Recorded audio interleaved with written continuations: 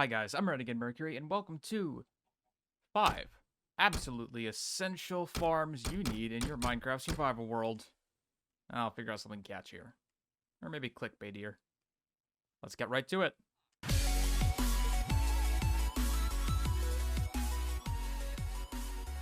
First on the list is an obvious oldie but goodie. Easy is super compact, very easy to build. Good old chicken cooker. Chicken cookers are pretty straightforward. Chicken goes in, chickens breed automatically, and as the eggs go through the system, eggs get thrown, they come up, they grow, they hatch, and then a lava bucket hits the top, only hitting the adults, not hitting the babies, and you get a bunch of stuff. Typically you don't get eggs, but I turned it off so the eggs are still available. But typically it just gives you feathers and cooked chicken.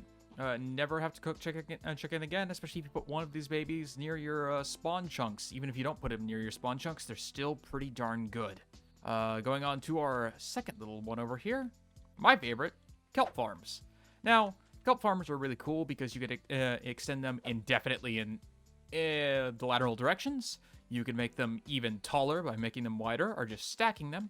They're pretty straightforward. Kelp grows, kelp gets pushed off, it goes up, flows over, hits the hopper, and then goes into your chest, and boom, Bob's your uncle, you've got kelp. Why is kelp important? Well, it's not for food, I'll tell you that. It's because kelp blocks.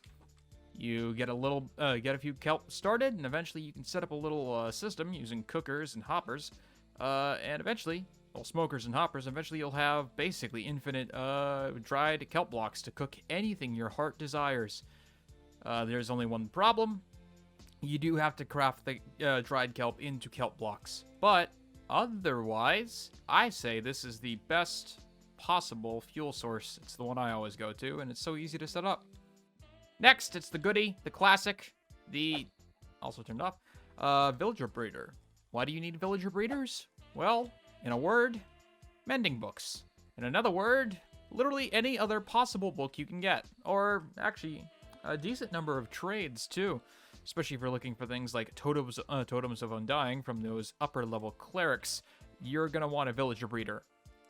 And villager breeders are also important for our next farm, an iron farm, which I didn't feel like building right now because they're a little time intensive to build, even in creative, and in survival they are an absolute nightmare, but they are well worth it because you get infinite iron. And more importantly, infinite poppies. That's a joke. No one actually really cares about the pop. I mean, if you wanted red dye, sure. Or if you wanted to, say, throw them into a composter, get some infinite bone meal. Look, there's a lot of good reasons to build an iron farm. They're a pain in the butt to build at the beginning, but once you've got them going, well, all I can say is you're going to be rolling in iron, which is great for literally anything iron is used for. Whether it be tools or armor, or more likely, minecart tracks, or anything else, really. There's a lot of things you could do. Heck, at some point you can just start decorating with iron blocks. I'll build one on the channel if you guys show interest. Show a little love in the comment section down below. And so I'll consider it.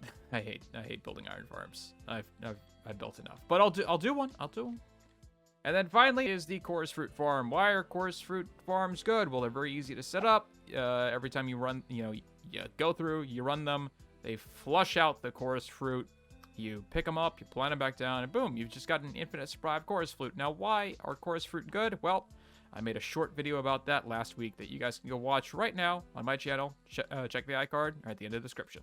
And this has been an incredibly short video that probably needed to be edited a bit better, but I just felt like shooting it. It's currently 4 in the morning. And I have been Renegade Mercury, signing out. See you on the flip side.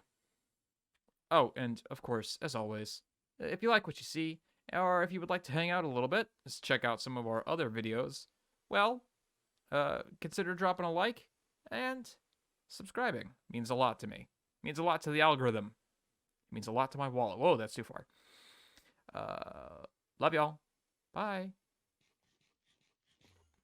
That was the shortest teleport I've ever seen. Was that like 1 block?